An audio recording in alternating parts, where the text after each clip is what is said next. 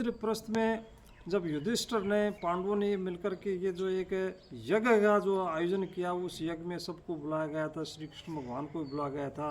अब यज्ञ में एक मुख्य स्थान देने के लिए जो तय हुआ, श्री कृष्ण भगवान का नाम तय हुआ उसमें कि श्री कृष्ण भगवान को ये जो नाम दे दिया जाता है तो किसी को आपत्ति नहीं है। लेकिन एक शिशुपाल नाम का व्यक्ति था जो श्री कृष्ण के बुआ का लड़का था, उसको ये बात मंजूर नहीं थी।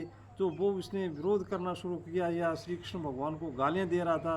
गाली देते देते जो इस तरह से भीम को ये बात अखरी, भीम ने उसको मारने के लिए दौड़ा, तो लेकिन वो भीष्म ने जो उसको रोक लिया था। भीष्म रोकने के बाद साथ साथ में श्री कृष्ण भगवान सुनते रहे, क्योंकि श्री कृष्ण भगवान जो उनको जो अपनी जो बुआ को जो ये वरदान दे चुके थे कि ये इसकी 100 गालियाँ जो माफ़ होंगी, और 100 गालियाँ होने के बाद में 101 गाली होते ही जो है इसका सर काट दिया जाएगा।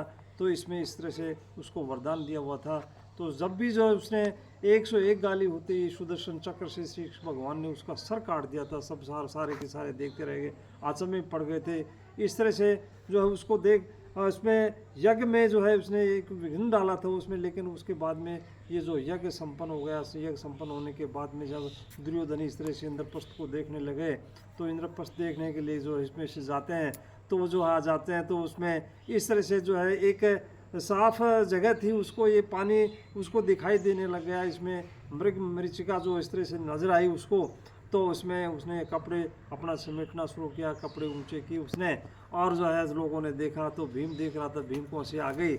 और इस तरह से जो आगे जाता है तो आगे जाता है, एक शीशा लगा हुआ था, उसमें शीशे में जो इस तरह से दिखाई दे रहा था कि जो है इस तरह से जो है ये नज़र आ रहा है कि जैसे इसमें पानी भरा हुआ है, तो पानी भरा हुआ है तो पानी के साथ साथ में जो इसे इसमें से उसमें पानी में चला जाता है, वो रपट जाता है उसमें, और उसके कपड़े भीग जाते हैं। सबको हंसी आती है।